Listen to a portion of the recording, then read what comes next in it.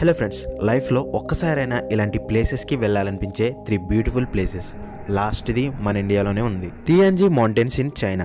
చైనాలో హూనాన్ ప్రావిన్స్ అనే ప్రాంతంలో ఈ పర్వతాలు ఉన్నాయి. సున్నప్రాయితో ఏర్పడి దట్టమైన పచ్చదనం కలిగి మంచు మధ్యలో ఈ పర్వతాలు చాలా అందంగా కనిపిస్తాయి. ఈ మౌంటైన్స్ని ఇన్స్పిరేషన్గా తీసుకుని అవతార్ మూవీలో తేలియాడే మౌంటైన్స్ని పెట్టారు. Number 2, chocolate hills in Philippines. ఫిలిప్పీన్స్లోని బోహోల్ ఐలాండ్లో ఈ హిల్స్ చూడొచ్చు.